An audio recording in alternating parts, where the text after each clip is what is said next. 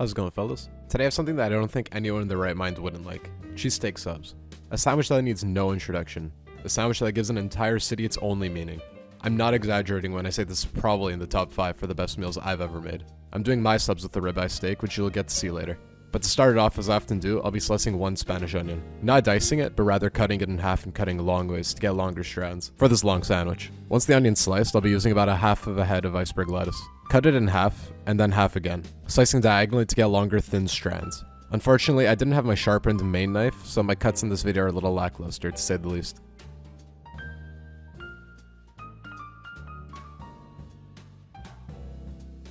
Make sure you wash your lettuce and dry it off. Cat jump scare. This is all of my cat. She doesn't come into the kitchen while I'm recording ever, so I'm glad that you guys get to see her on a really special episode to me. Get some butter and some vegetable oil in a pan on medium heat. The oil helps to not burn the butter. Once it's hot, throw in the onions. If you want, you could go ahead and caramelize your onions, but I'm just getting mine soft enough but with a bit of crunch to them.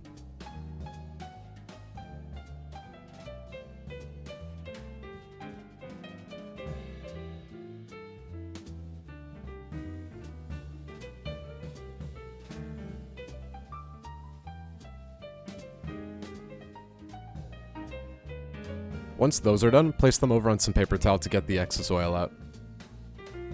Health is obviously the #1 priority here. Now for the star of the show, shockingly, the ribeye. $14 Canadian for a ribeye is a pretty solid price, but recently I snagged 2 for $17, so I don't even know anymore. Season both sides of the steak with a generous amount of salt and pepper. And preferably, temper your meat by leaving it out of the fridge for about a half hour. This helps with the cooking time and a much more even cooking internally. This cooks pretty quickly on a cast iron pan at high, so I'll show the entire cooking process sped up, and I'll even show you guys how to get a really good sear on it.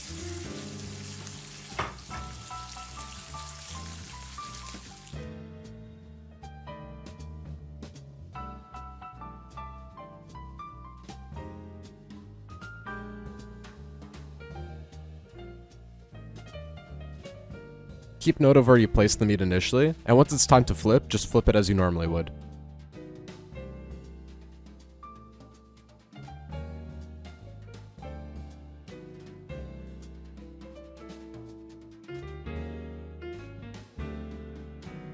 For the second flip though, you're going to mirror the direction that the meat's in currently.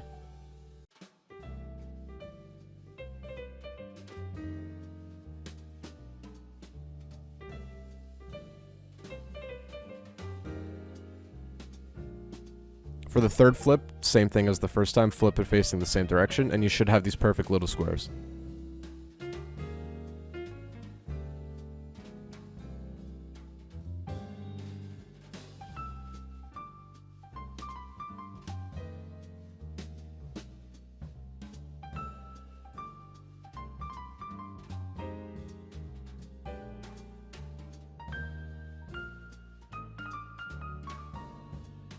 If you're going for a slightly more rare medium rare, then this is perfect. Just before too much blood starts to come out is your best indicator.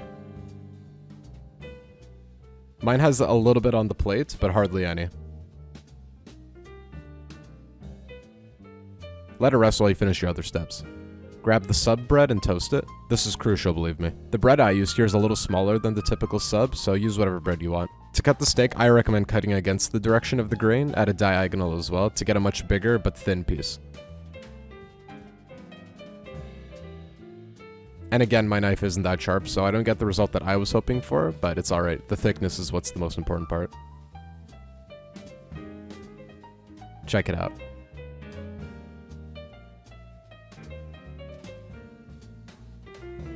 If there's a large section of fat like this here, you could just trim it off, or even add it to the sandwich if that's your thing.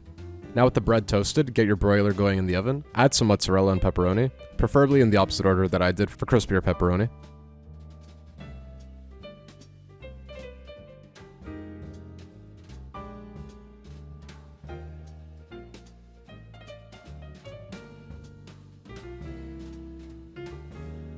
And now the best part.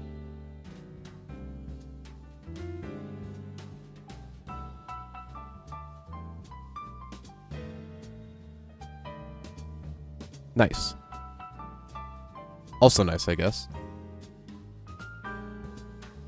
Top one side with lettuce, the other with meat.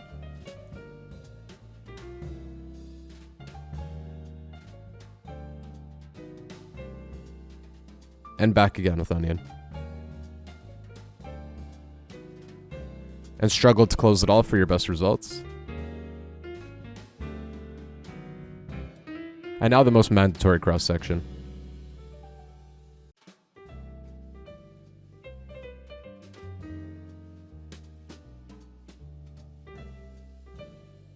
For the most comfort of all comfort foods, I recommend this. No measurements, no fancy tricks, just sandwich.